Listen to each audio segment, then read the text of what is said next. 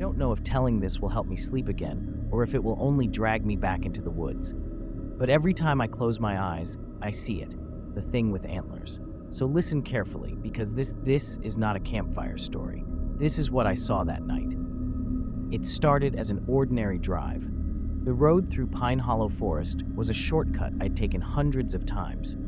That evening, the trees seemed taller than usual, darker, like they had grown overnight, and now leaned over the road to swallow it.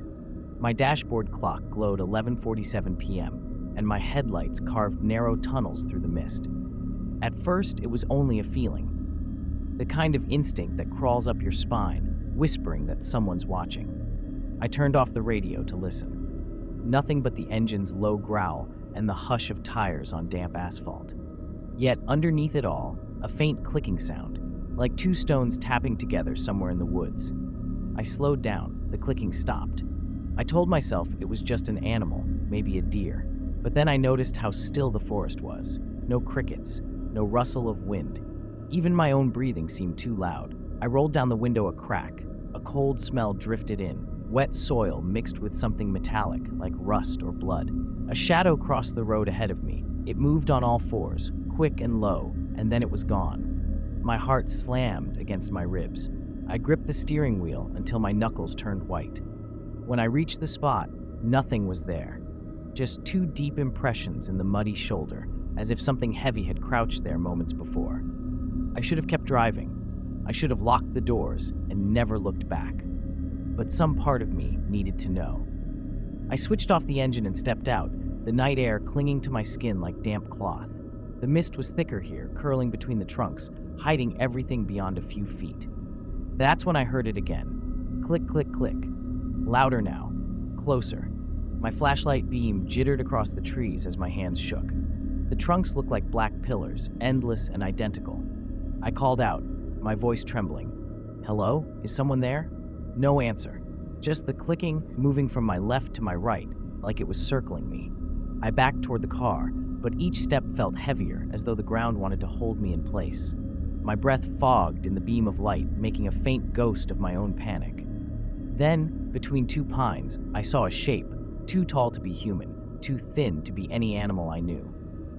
It stood upright, its outline jagged with something branching from its head. Two eyes glowed faintly, like dying coals, fixed on me without blinking. And in that silence, I realized I wasn't alone in the forest anymore. The glow of its eyes didn't fade. It just waited. Every instinct screamed at me to get back in the car, but my legs wouldn't obey. The thing tilted its head, the antlers scraping against a branch with a dry, brittle snap. That sound jolted me into motion. I stumbled backward, fumbling for the handle, but my fingers felt clumsy, numb from the cold creeping into my skin. Before I could open the door, the clicking started again, sharper now, like bones being knocked together. It came from several directions at once. I swung my flashlight wildly and caught flashes of movement deeper in the trees. Thin limbs, pale joints, glints of eyes too high off the ground. For a second, I thought there were more of them, moving just outside the reach of the beam. My heart hammered so loud I could hear it in my ears. The smell grew stronger, not just metal now, but something sour and sweet, like meat left in the sun. I gagged and pressed a hand over my mouth. That's when a voice whispered my name. It wasn't loud, just a hiss through the mist, but it froze me in place. It sounded like me, my own voice, calling itself. I dropped the flashlight. Darkness swallowed everything but those two burning eyes. Something heavy moved between the trees, slow, deliberate steps. Each one pressed the ground with a low crack of twigs. I lunged into the car and slammed the door, locking it twice, 3 times. My hands shook so violently I almost broke the key in the ignition. Headlights flared to life, cutting through the fog. For a heartbeat, the creature stood fully revealed.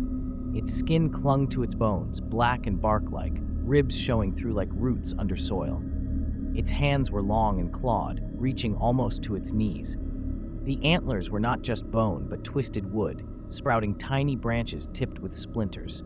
It moved faster than anything that size should. In 2 strides, it was at the edge of the road, crouched low, eyes blazing. My engine roared, but the car lurched forward only inches before stalling. The clicking grew deafening, echoing all around me, like 100 teeth chattering in the dark. I slammed my fists against the steering wheel, screaming at the car to start. The dashboard flickered, radio hissing static, and through the static came whispers. My name again, over and over, layered with other voices I didn't recognize. Children, women, men, all whispering, "Come back." Then something pressed against the window. A long, blackened finger dragged down the glass, leaving a thin smear of dark liquid. The tip of the antler scraped the roof. My breath came in short gasps. I was trapped. Somewhere deep in the trees, a second pair of glowing eyes appeared, and then a third. I don't know how long I sat frozen inside that car, but the world outside had gone still again, except for the eyes. They glowed like hot nails hammered into the dark, unblinking, patient. My fingers hovered over the keys. If I tried to start the engine again, would it charge? Or was that exactly what it wanted? A faint knock came from the back window. 3 soft taps. I whipped around, but nothing was there, just my own pale reflection staring back. When I turned forward again, the thing with antlers had moved closer, now crouched at the hood. Its head tilted, as if curious. Its mouth opened slowly, impossibly wide, revealing a darkness deeper than the night behind it. The clicking started once more, but this time inside the car, right next to my ear. I spun and saw nothing. Empty passenger seat, mist crawling under the crack of the door. My breath clouded the windshield. A shape formed in the condensation, a handprint pressed from the inside. I panicked, slamming the key. The engine screamed to life. Headlights flashed. In that moment, the creature reared back, antlers scraping sparks against the asphalt. More figures slid from the trees, thin, jointed things with hollow faces. They moved like marionettes with cut strings, jerking closer in short, unnatural bursts. I floored the gas. The tires spun and bit into the mud. The car lunged forward, striking something with a dull thud. For a heartbeat, the hood was full of antlers and claws and eyes.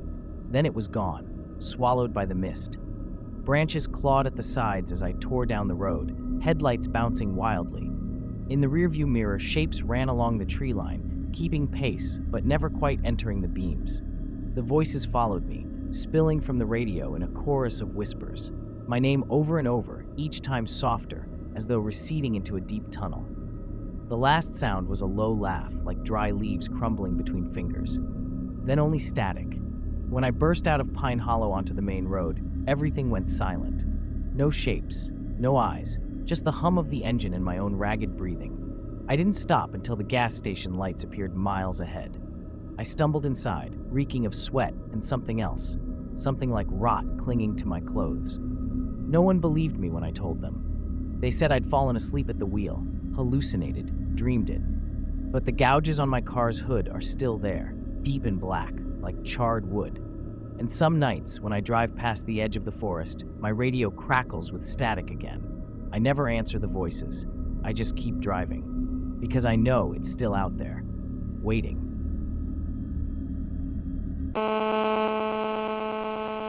Subscribe to Horror Story Bar.